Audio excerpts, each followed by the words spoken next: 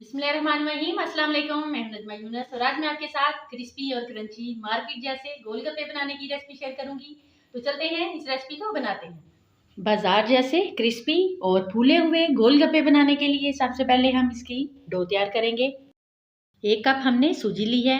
सूजी बारीक होनी चाहिए, मोटी नहीं होनी चाहिए। अगर आपको लगे कि सूजी थोड़ी मोटी है तो आप इसको ग्राइंडर में डालकर थोड़ा बारीक पीस लें तो ये बारीक हो जाएगी। इसको हम अच्छी तरह से छान लेंगे। ज़बरदस्ती हम डो तैयार करेंगे जिससे फूले हुए और मज़े के गोलगप्पे तैयार होंगे। सूजी छान लेने के बाद अब हम इसमें आधा कप मैदा शामिल कर देंगे। All purpose floor. मैदे की जगह पर आप इसमें आटा भी शामिल कर सकते हैं जो आपके घर में रोटी वगैरह बनाने के लिए इस्तेमाल होता है। इसको अच्छी तरह से छान लेने के बाद अब हम इसमें 1 टीस्पून नमक ऐड करेंगे और 2 चुटकी बेकिंग सोडा शामिल करेंगे। अब हम इसमें थोड़ा थोड़ा पानी शामिल करेंगे और इसको अच्छी तरह से गूंद लेंगे। बेकिंग सोडा से जब हम डो तैयार करते हैं तो इससे गोलगप्पे बहुत ही फूले हुए और मज़े के बनते हैं। गोलगप्पे बनाने के लिए जो डो तैयार की जाती है वो सख्त होनी चाहिए, नरम नहीं होनी चाहिए, क्योंकि इसको हमने बहुत ही बारीक बेलना होता है। तो इसलिए हम इससे सहज सी डो तैयार करेंगे।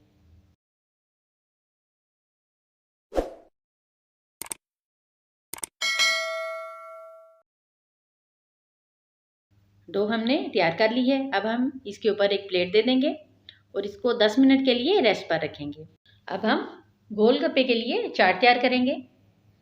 1 प्याली बारीक कटे हुए बॉयल पोटैटोस एक बोल में डालेंगे। 1 प्याली ही हमने उबले हुए चने लिए हैं। अच्छी तरह से चने नरम होने चाहिए, सख्त नहीं होने चाहिए। आधी प्याली लोबिया। ये दोपहर को मैंने इसका सालन बनाया था तो थोड़ा सा लोबिया मैंने रख लिया था चाट में डालने के लिए। 1 अदद दरमियाने साइज की बारीक कटी हुई प्याज हम इसमें ऐड कर देंगे। थोड़ा सा बारीक कटा हुआ पुदीना मैंने इसमें शामिल किया है। लाल मिर्च पाउडर ½ टीस्पून हम इसमें ऐड करेंगे। नमक 1 टीस्पून इसमें ऐड करेंगे।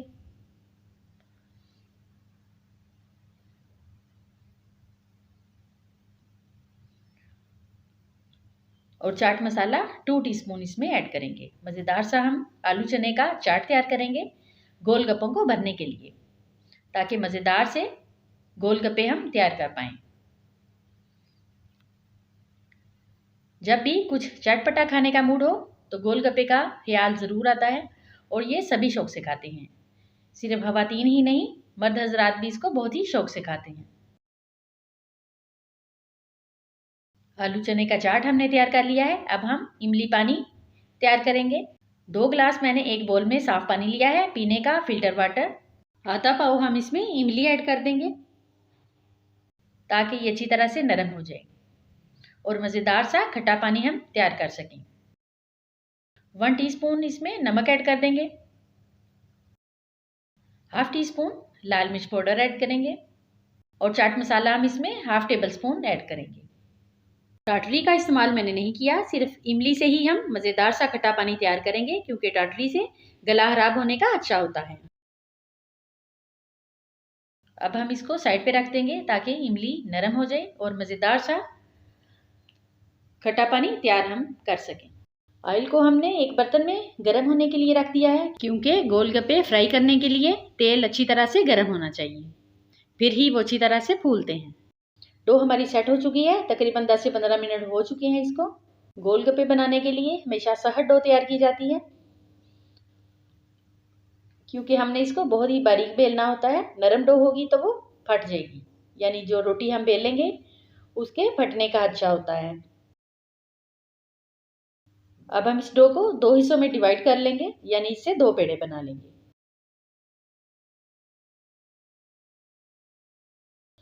पेड़ा बना लेने के बाद अब हम हल्का सा खुश्क मैदा लेंगे और इसको बेलन की मदद से बारीक बेलेंगे। जितना पतला हो सके उतना पतला आप इसको बेलेंगे, क्योंकि अगर हम इसको मोटा बेलेंगे तो गोलगप्पे क्रिस्पी नहीं बनेंगे, बल्कि वो नरम पड़ जाएंगे। इसलिए जहाँ तक पॉसिबल हो सकेगा हम इसको बारीक करने की कोशिश करेंगे। बेलन की मदद से हमने इसको बहुत बारीक बेला है। एक कढ़ाई में हमने तेल गर्म होने के लिए रख दिया था। अब हम इसको चेक करेंगे स्टिक की मदद से कि ये अच्छी तरह से गर्म हो चुका है या नहीं। गोलगप्पे फ्राई करने के लिए ऑयल को अच्छी तरह से गर्म होना चाहिए, फिर ही गोलगप्पे अच्छी तरह से फूलते हैं। अब हम किसी कुकीज़ कटर की मदद से या फिर किसी जार वगैरह के ढकने की मदद से गोलगप्पों की कटिंग करेंगे। आराम से कटर को ऊपर रखेंगे और हल्का सा घुमाकर उठा लेंगे। इससे बहुत ही ज़बरदस्त खूबसूरत गोलगप्पे तैयार हो जाते हैं। एक पेड़े को बेलने से ही अच्छे खासे गोलगप्पे तैयार हो जाते हैं। क्योंकि इनका साइज छोटा होता है तो इससे काफ़ी ही निकल आते हैं।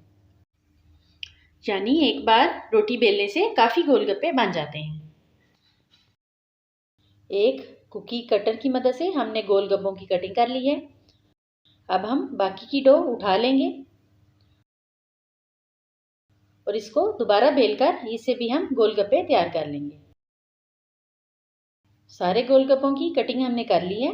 एक पेड़े को भी हमने बेला था, एक पेड़ा भी बाकी है, उसके भी हम बाद में गोलगप्पे बनाएंगे। 3 से 4 हम इसके अंदर डालेंगे और एक स्पैचुला की मदद से इसको हल्का हल्का सा नीचे ऑयल के अंदर दबाएंगे और इसके ऊपर भी हम ऑयल डालेंगे। इससे क्या होता है कि गोलगप्पे फूल जाते हैं और बहुत ही ज़बरदस्त तैयार होते हैं। अच्छी तरह से फ्राई करने के बाद हल्का सा गोल्डन कलर आ जाए तो अब हम इनको निकाल लेंगे।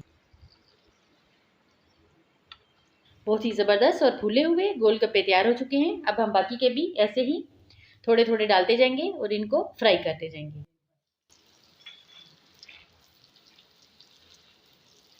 गोलगप्पे बनाने के लिए जितनी रोटी आप बारीक बेलेंगे उतने ही क्रिस्पी और मज़े के गोलगप्पे तैयार होंगे। ये छोटी छोटी टिप्स आपने याद रखनी है तो आपके बेहतरीन मार्केट से भी ज़्यादा अच्छे गोलगप्पे तैयार होंगे।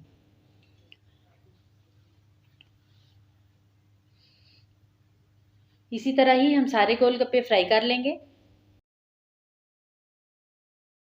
गोलगप्पे खाने के लिए हमने चाट भी तैयार कर ली है। इमली की चटनी और खुबानी की चटनी भी तैयार है।